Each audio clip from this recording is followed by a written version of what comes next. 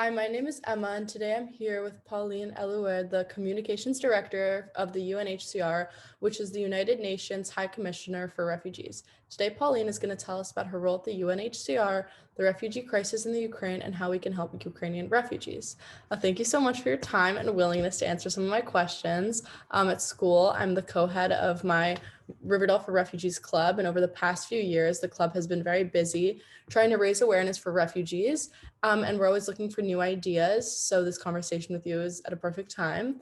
So my first question is, what is the UNHCR and their mission, and what is your role there? Sure. So thank you for having me. So the mission of UNHCR, the United Nations Refugee Agency, is to protect more than 80 million people worldwide forced to flee their homes due to conflict, persecution, and violence. We have over 130 country offices. And as a communications officer, my role is to help UNHCR lead the narrative, generate empathy for refugees in different countries, advocate, and really mobilize action so that people welcome refugees in their countries. Okay. And then thank you so much. The second question I have for you is, what are some of the most impactful and interesting assignments that you've had?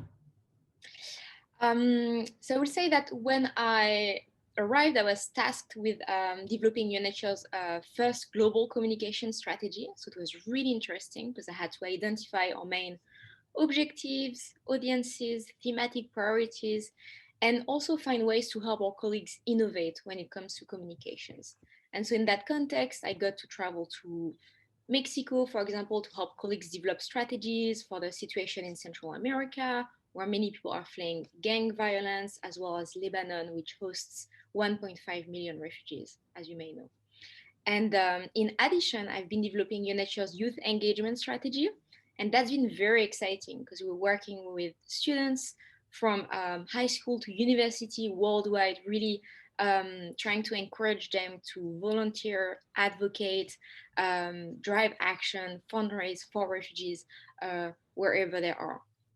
I created a global challenge that's called the MUN Refugee Challenge, through which students can debate about refugees and forced displacement during their Model UN conferences. And that's been very exciting because through that challenge, we have about 20,000 students each year who are, a part of it and debate and try to find solutions and come up with really, really interesting ideas to help refugees. And that's really helped us change the perceptions of a lot of students in many countries. So yeah, just a few examples of the work I'm doing. Okay, thank you so much. My next question is, what is the UNHCR doing right now to support the millions of refugees in need, specifically the Ukrainian refugees? Sure. So I would say that maybe to help us understand our work, because we work in many different areas, very different countries, and we do all kinds of things to accompany refugees from the time that they flee their homes because of war, a lot of the time, to the moment that they find safety and start to rebuild their life. So the way that we describe it sometimes is that our work is divided into kind of three stages: help, hope, and home. So in the help stage, it's really when again refugees are fleeing, so we assist them during crisis, when they're trying to seek safety. We provide shelter if they need it, first necessity items, but also legal aid at the border and mental health support, to give you just a few examples. Then in the hope stage, so it's once refugees have found safety, so their basic needs are met. Here we are going to really try to convince governments to make sure that refugees have similar rights as citizens, so they can go to school, really try to rebuild their life, have access to health systems, have access to jobs, because that's actually a fundamental right under international law, that refugees should be able to work, but only 50% of them have that right. So we really advocate for that, let's say, local integration. And then in the home stage, because no one wants to stay a refugee forever, we try to help refugees find a stable solution. So for some of them, it's going to be going back home. The huge majority of refugees are hoping to come back home. So sometimes we assist voluntary returns, but we only do that if the situation is absolutely safe in the country. So that's not often the case, but when we're able to do that, we do voluntary returns and we help refugees come back and rebuild their homes and their lives back home. In other cases, when refugees are very vulnerable, we do resettlement. So, for example, in the United States, you have a big number of resettled refugees. So that's refugees who have fled one country, have arrived in another country, so the neighboring country usually, but then were in a situation that was too difficult, no way of coming back, very dangerous. And so they are sent to a third country where it's going to be more stable and ultimately they are going to access nationality. But there are only a few countries that offer resettlement in the world. So we also advocate for more resettlement in different countries. And the other way is also full integration. When refugees have been in a country for a long time, sometimes they've had kids in the countries where they have found refuge, then we're really going to advocate so that the governments give them full rights as citizens. So again, if they cannot go back home and if they cannot have access to resettlement. So yeah, so that's a long answer to your questions, but as you can see, there are so many different things that we do and so many different jobs and skills that are needed within an organization like UNHCR. No, thank you so much. That was a great answer. Okay, so my fourth question is, with so many people in need around the world, how does the UNHCR prioritize where to direct their efforts? Yeah, it's a very good question. So we have emergency priority indicators to help us understand the scope and gravity of displacement in different areas. And so we base our response on these indicators. So some of our most urgent situations at the moment are going to be Ukraine, of course, which is the fastest growing refugee crisis in Europe since World War II, and with more than 10 million people displaced within the country and outside the country. But also, the situation in Afghanistan, the situation in the Sahel. But because of the nature of our work, we have to be present in many different countries. So we are present like within the countries that produce displacement, because we also help within the countries, because there's a number of people who are internally displaced. So they don't necessarily go and cross a border like refugees, but they are displaced internally. So we are there.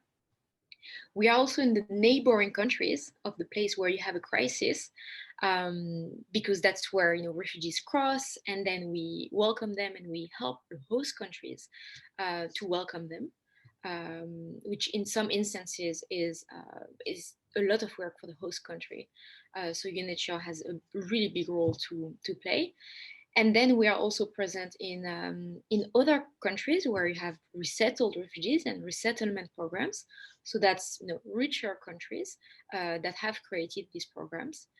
So in the end, we end up being a bit everywhere. But again, we really tries to base our response and the money that we receive based on needs. Okay, thank you so much. My next question is, what is the biggest misconception about the refugee crisis / displaced refugees? Yeah, that's a good question. So I think that there are few things. So I'll say maybe one misconception is that a lot of people think about refugees living in camps, in refugee camps, but actually I think that's only about 22% of refugees who live in camps, and the rest of refugees are going to live in cities, different communities, but not necessarily in camps. And actually camps, like, it's not something that UNHCR ever encourages, because when refugees come to a new country, we don't want them to be isolated from the rest of the population. Mm-hmm. So in general, we do manage camps. We have to and provide shelter, but we want camps to be as temporary as possible, so that there are better solutions for refugees than camps. So that's maybe one misconception. All right, and we'll say another misconception is that a lot of people think that refugees live by choice, but the very definition of refugees is that they leave because of war, persecution, and violence. So it's something we have to explain all the time.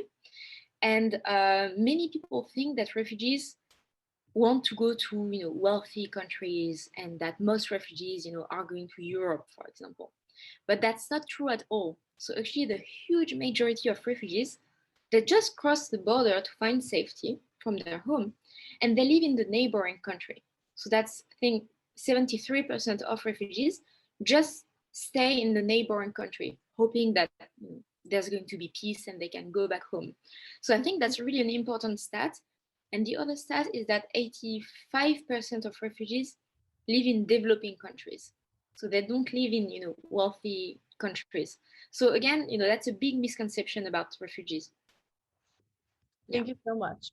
My final question is, aside from your classic bake sale or fundraiser, how can teenagers like myself help to support the UNHCR and Ukrainian refugees? Yeah, very good question. So I think there are lots of things that you can do. And again, it really depends on your skills and your interests. So don't be stuck on just like one idea of one way you can help. I think first you can advocate, maybe learn about the situation for refugees in your country. You can encourage your country to resettle more refugees, for example, if you're in the US. Or if your country that has more restrictive laws, for example, if your country prevents refugees from opening a bank account, which is the case in many countries, maybe you can start advocacy campaigns, talk to local policymakers, and try to change things and improve the rights of refugees in your country. So that's one way. But I think you can really also advocate in the space of your school, especially if you're at university, because one issue that we have is that many refugees don't have access to higher education. And one thing that really helps is when universities accept to create scholarships for refugees. So for example, if you're at uni, you can ask administration, do we offer scholarships for refugees? Is it something we could create and I can help with? So that's another idea. Center where you can volunteer. I think that's a really great place to start and make friends and teach refugees the local language if they need to help refugee kids after class. That's another way.